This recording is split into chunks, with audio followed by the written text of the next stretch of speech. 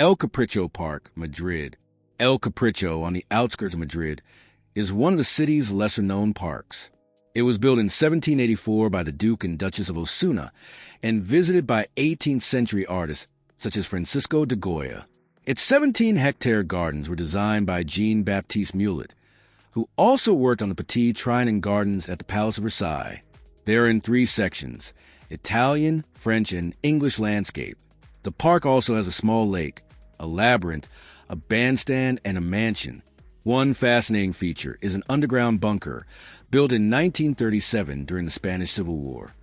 There are free guided tours at weekends. Onion Garden, London. You're never far from a garden in London. 20% of the city is public green space, including about 3,000 parks, and became the world's first national park city in 2019. As well as 8 royal parks and vast areas of greenery such as Hampstead Heath, the city has numerous hidden havens. One of them is the tiny Onion Garden near Victoria Station and St. James's Park. According to the tour guide Jack Cheshire, it was a derelict concrete corner until late 2021, when it began to be transformed into the Hanging Gardens of Westminster. The Pocket Park now has more than 200 species of plant, including a fair few onions, and displays artwork such as mosaic wall art and sculptures. There's a cafe and events including singing, craft workshops, and poetry recitals. And Frank Garden, Paris. This little-known walled garden, found down a dead-end road in the Marais, once belonged to the Hotel de Saint-Agnan. The hotel is now the Musée d'Art et d'Histoire du Judaisme Maje, and the garden, dedicated to Anne Frank, is open to the public. The central plot dates to the 17th century, and there is a small orchard, vegetable garden, pergola, and children's play area. Most moving is the chestnut tree, planted in 2007 from a graph of the tree, and looked at from her window in Amsterdam and wrote about in her diary. As well as the Maje, the Pompidou Center is a short walk away. Brera Botanical Garden, Milan. Hidden behind the south wall of the Palazzo Brera, in the center of Milan, is an ancient medicinal garden. Humiliati priests grew plants and meditated here in the 14th century, followed by the Jesuits. In 1775, Empress Maria Theresa of Austria ordered it to be turned into a botanical garden, and it has been managed by the University of Milan since 1935.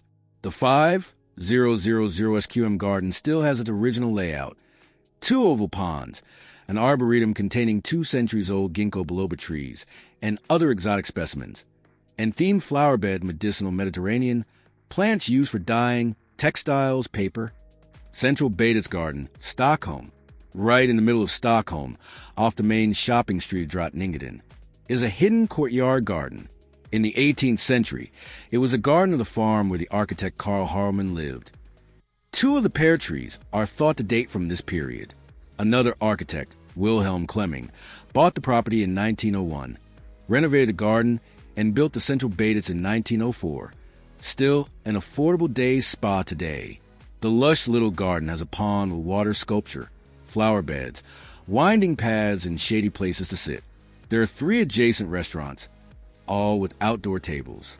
The Garden of the Royal Library, Copenhagen. Hidden between Christian Borg Palace and the Royal Library in a historic part of central Copenhagen is a tranquil public garden. The garden was built in 1920 on top of Tageshavnen, an old naval port. Reminders of this maritime past include a pond in the middle of the garden, with an 8-meter-high column that shoots a spout of water every hour on the hour, and an old mooring ring at one end. There is also a statue of the Danish philosopher Søren Kierkegaard, whose manuscripts are in the library's collection and occasionally go on display. There are benches under the trees to sit quietly with your own book. Karoli Kurt, Budapest. Tucked away in District V, in the inner city, the Karoli Kurt is thought to be Budapest's oldest garden and contains Hungary's oldest mulberry tree. It was once the private garden of the Karoli Palace and has been a public park since 1932. Don't be deterred by the forbidding-looking iron railings. It is a mix of styles, geometric central flower beds and fountain, and English-style paths and plant arrangements. There is a children's playground and a statue of a beloved late resident. Carolee, a Belgian giant rabbit. The wine bar and restaurant Sens Tars is next to the park and has outdoor tables right outside the gate.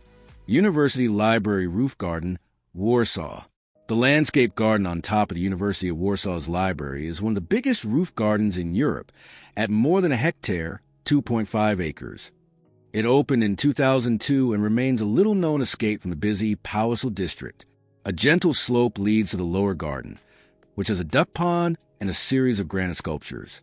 The upper garden is divided into 4 colorful sections: gold, silver, red, and green.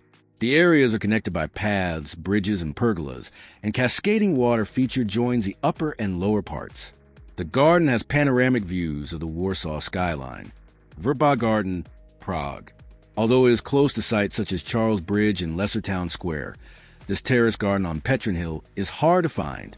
Visitors who seek it out are rewarded with Baroque beauty. The Italianate garden was created around 1720 on the site of Verbowski Palace's former vineyards. 3 terrace platforms, connected by steps, are full of hornbeams, yews, and tens of thousands of flowers and shrubs. The gardens are decorated with statues, vases, and paintings, and a ceremonial lighting event is held twice a year. From a pavilion on the top terrace, there are views of the castle, cathedral, and old and new towns. Diomedes Botanical Gardens, Athens. The National Garden in central Athens is a well-known attraction, but the city also has a lesser-known botanic garden, a 20-minute bus ride away.